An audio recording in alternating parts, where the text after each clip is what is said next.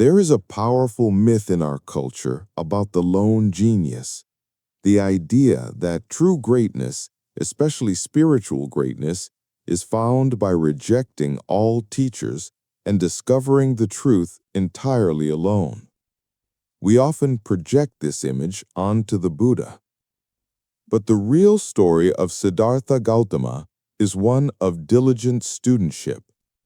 Before he was the Buddha, he sought out the two most renowned meditation masters of his day, Alara Kalama and Udaka Ramaputta. He trained with them, mastered their systems completely, and learned everything they had to teach. His final unique breakthrough came only after he had learned from others and seen the limits of their teachings. He didn't reject the need for a guide. His story affirms it. This ancient principle of learning from a living source is the foundation of the master-student relationship in Zen. Today, we're exploring a topic that can feel both mysterious and intimidating to the modern practitioner: the role of the master-student relationship in Zen. Specifically, we'll look at the practice of Dokusan, the formal, private interview between a student and a teacher.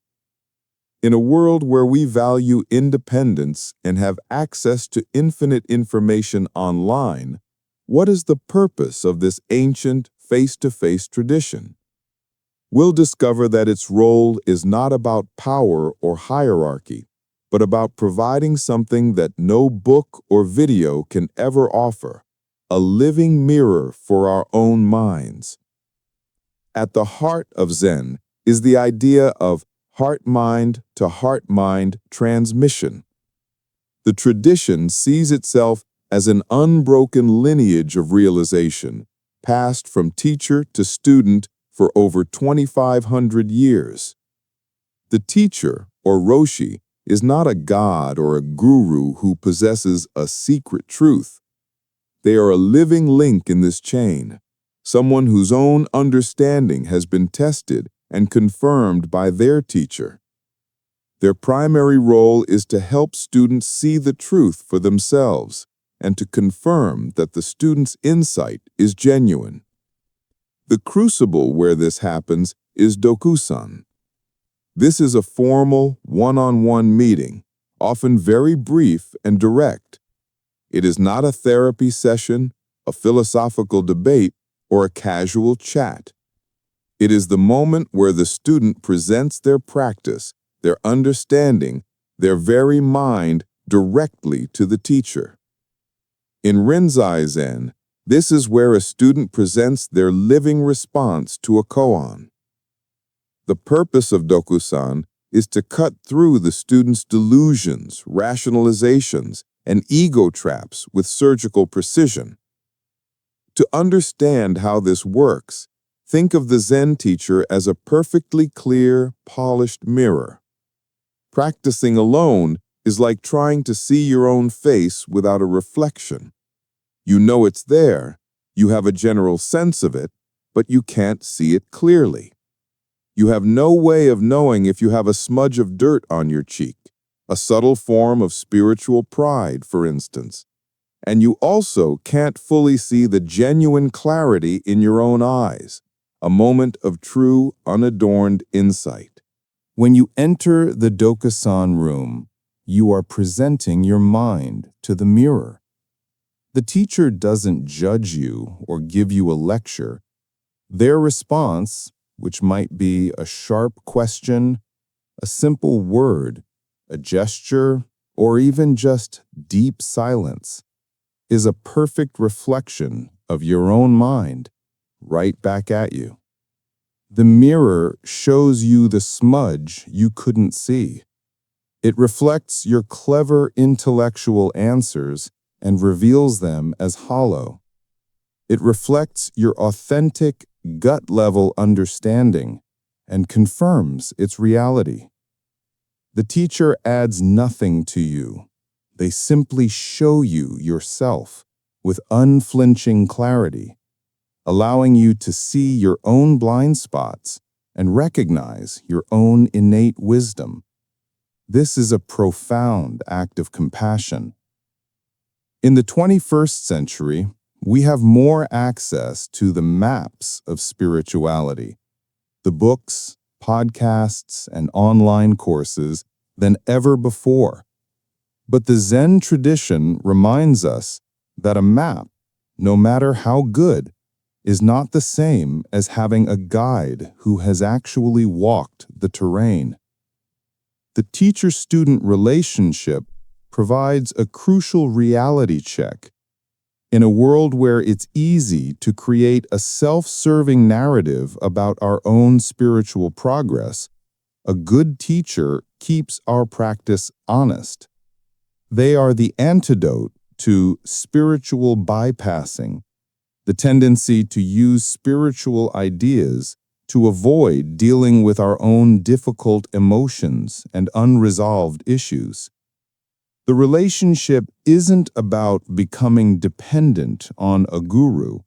A true Zen teacher's goal is to make themselves obsolete, to guide you until you can stand firmly on your own 2 feet, able to trust the wisdom of your own awakened mind. It provides a container of safety and accountability that is nearly impossible to create on your own. While a formal Dokusan requires a teacher, we can all cultivate the spirit of radical honesty that it demands. Here is a simple practice you can try. Let's call it the honest inquiry. 1. Find stillness. After a period of meditation, or simply at the end of your day, take a few quiet moments for yourself. 2. Evoke inner wisdom. Imagine you are sitting before a presence of immense wisdom and unconditional compassion. This could be the image of the Buddha, a sense of your own deepest self, or simply the quiet of the room. 3. Ask an honest question. Ask yourself one direct, unflinching question about your practice or your life. For example, where am I still fooling myself? Or what truth am I avoiding right now? 4.